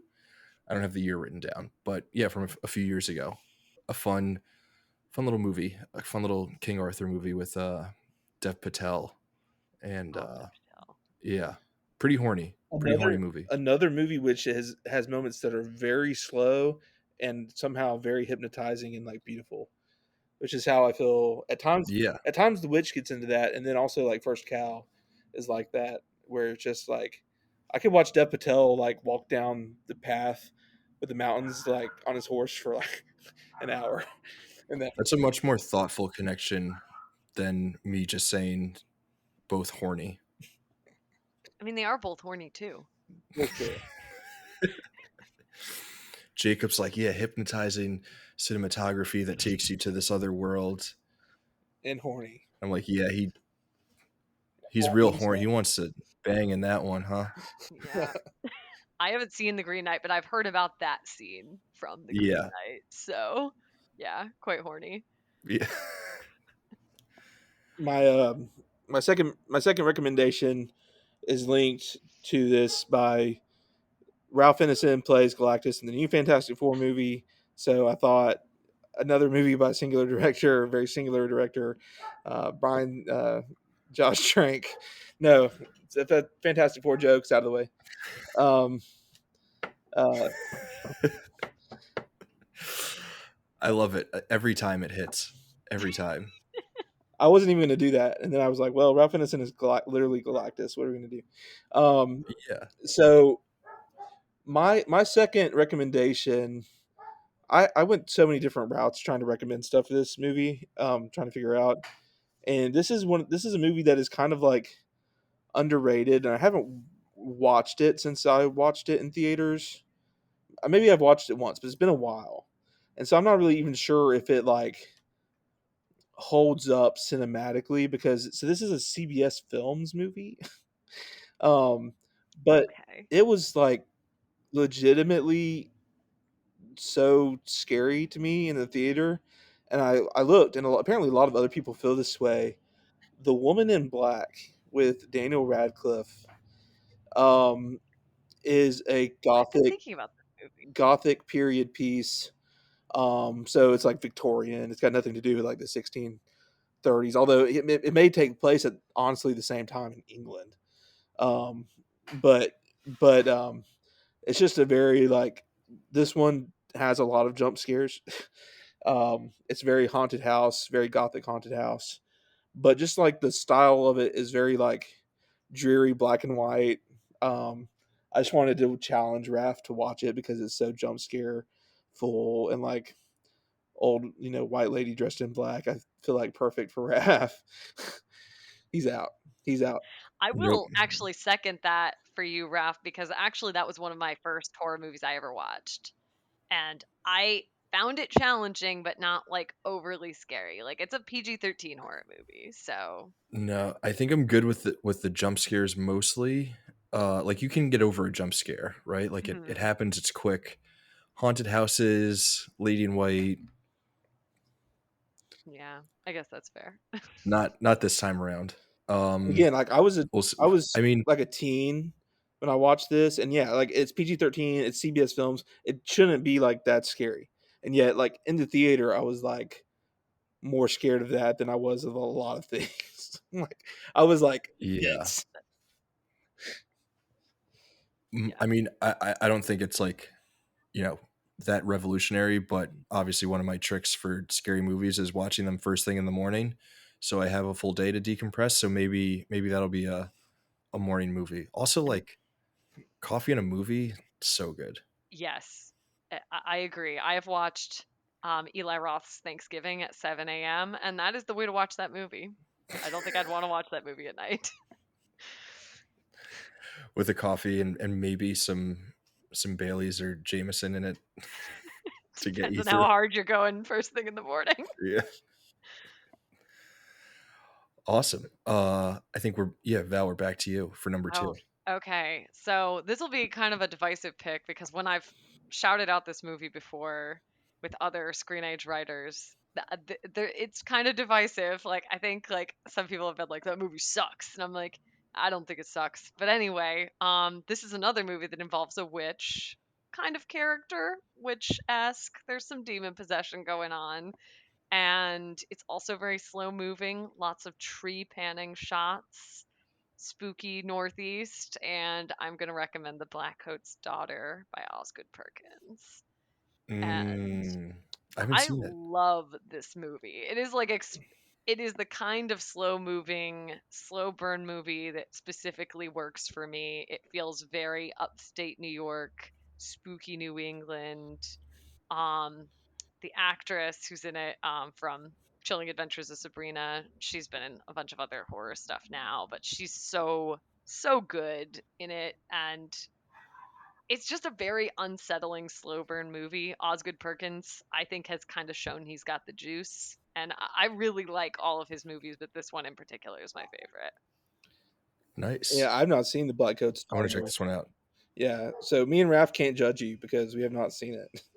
And also, Yeah, There you go. also Osgood Perkins, I'm sure like it's great. I didn't love Long Legs, like ultimate, like I didn't love its ultimate like arrival of where it came to, but like Mhm. stylistically, like Long Legs was pretty incredible. So I was digging it until it kind of unraveled a bit for me.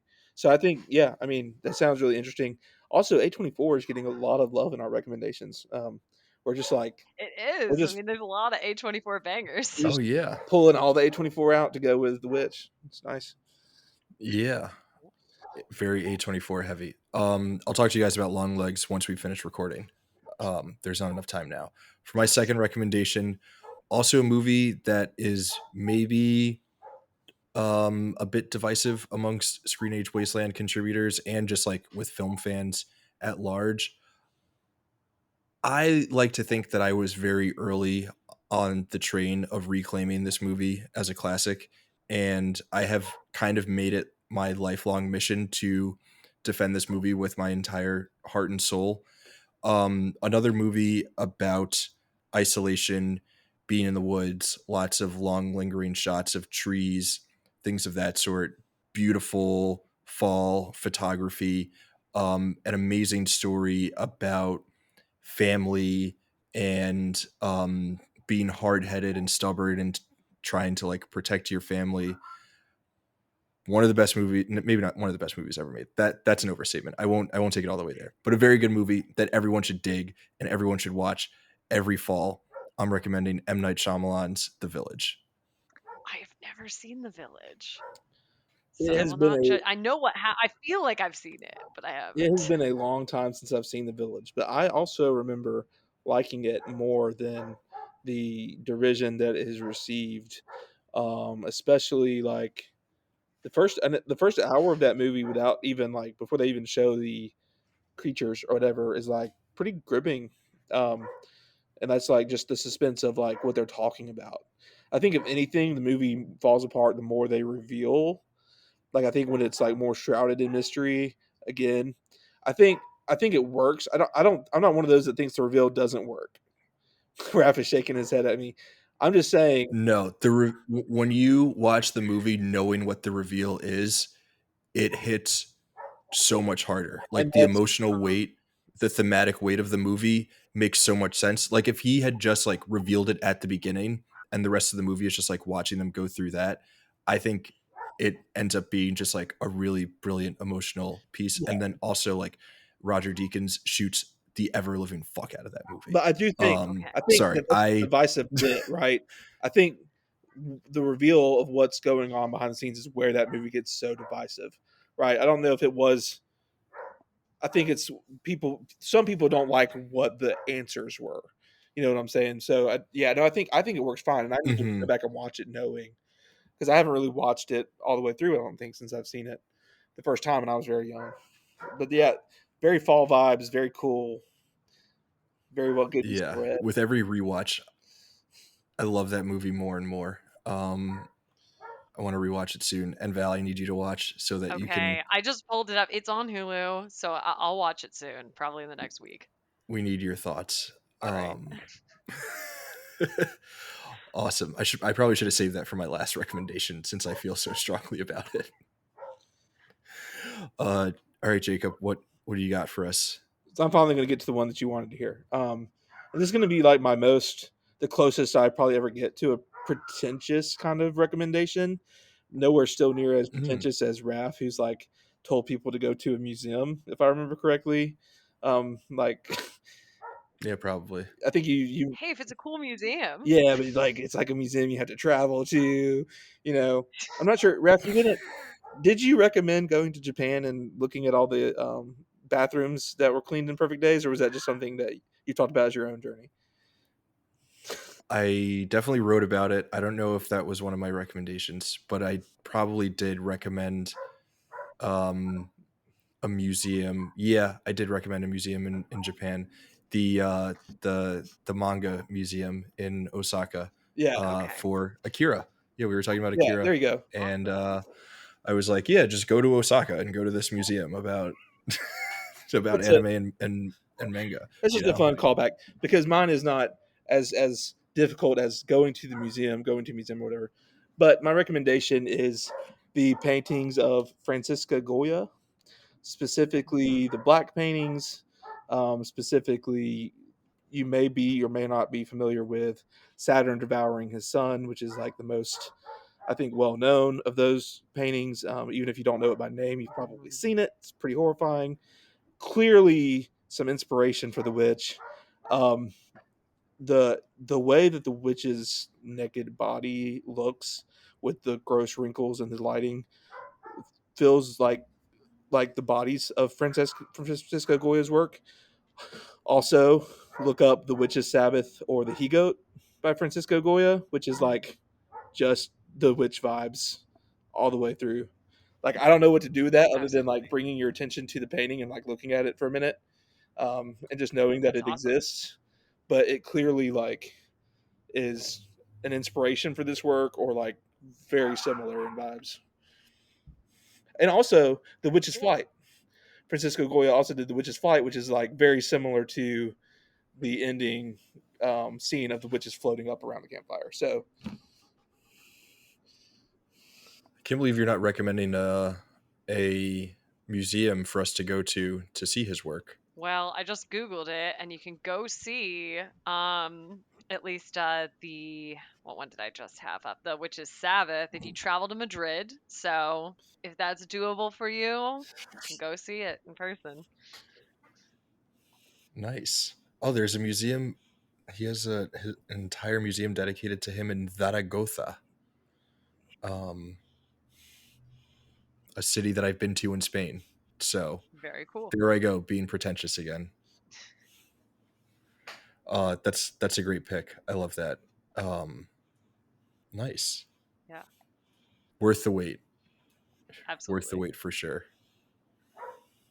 All right. My third recommendation is not a movie. It is actually a video game. Another video game recommendation. I think that this is just it's a story heavy video game that this particular DLC for the video game, which sounds pretentious, but it's a very popular video game, um, really does kind of follow the idea of like the witch's bargain, somebody being drawn in by this unknowable primal force and the kind of story implications of that. So I am going to recommend the Heart of Stone DLC for The Witcher 3 Wild Hunt, which if you haven't Nice. played The Witcher 3 Wild Hunt, it's a it's probably one of the best RPGs of all time. It's very, very good. People love that series. Um, I've heard it's great. I'm not a big gamer, so I haven't played it, but I like it. That's that's a good recommendation. What's the DLC called? The DLC is called Heart of Stone and probably features one of the best villains in modern video games ever. It's very, very good. And especially if you're into RPGs like story-based video games, it's a Hmm. great video game to check out. Nice. Very cool. Um, well, I'm also not going to recommend a movie. Although I was thinking about recommending another A24 horror flick, but I don't know if Hereditary is in the canon. So we're throwing that out the window. And then I was trying to think, I wanted to recommend some music. And I was like, what's a witchy song or like a witchy band? And I couldn't think of anything. So I'm not recommending any music either. But what I am going to recommend is an online clothing store that I have not um, personally uh, shopped at, but I know that they have done uh, collaborations with um, like they do like a bunch of different like movies and stuff on like TV shows. It's like it's like pretty cool. Uh, I don't want to say like streetwear, but like kind of adjacent. But they did a bunch of like witch related um, like drops or whatever, or maybe it wasn't the witch related, maybe it was just Lighthouse, but either way there's a lot of cool stuff. There may or may not be some witch merchandise that you can get from them. um Kind of expensive but worth checking out. Online ceramics, if you're looking for some cool the Vavitch or other movie merchandise. So that is my final recommendation. Hell yeah. We got some art, we got a video game, we got some clothes. I feel like that was a good mix for our final round. Yeah. Val, Jacob, thank you both again so much for joining. This has been an absolute blast. Um, Val is joining us next week. I can't believe we didn't say this on the front end. Next week is going to be our 100th episode, our 100th Woohoo! movie, which is great. Val's going to be on. Bob is going to be on. Val's pals from the Watch If You Dare podcast are going to be on, and we're going to be talking about Texas Chainsaw Massacre. Feels like a pretty fitting movie for episode 100. Cannot wait for that. It should be very fun. But before we get out of here and say final goodbyes, since you guys are two of our favorite contributors at the Wasteland, do you guys have anything, any write-ups or reviews or articles or anything that you guys have on the website that you want folks to check out? Yes.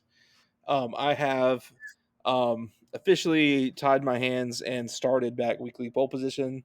I delayed it as long as I could, and now I owe you a pole position every week because Oscar season is in full swing. And hopefully, Raph and Val will get to join again on a video podcast version of that. Also, just have a review for Roofman out. A pretty cool movie if you want to check that review out. Um, and I am working on a special Halloween treat. I love Trick or Treat, and so Hell yeah. I am ranking the storylines within that movie. There's 5 storylines, and I'm just ranking them 1 through 5, which is pretty tough because I like them all quite a bit. So Nice. Yeah. I Look love it. forward to Great reading that stuff. one.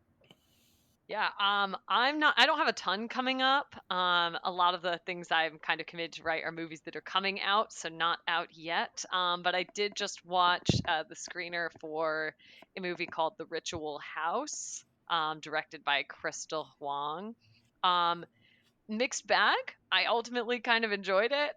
So that'll be up probably around the 24th when it drops on Tubi. So you'll be able to check out the review and go watch it if you're so inclined. Sweet. Very nice.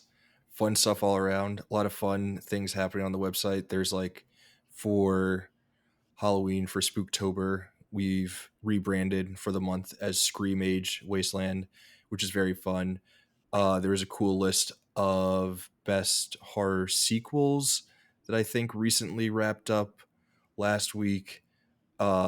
There we the like monster tournament or whatever voting is still going on, I believe, at least as of the time of this recording. It might be done by the time this episode is actually released.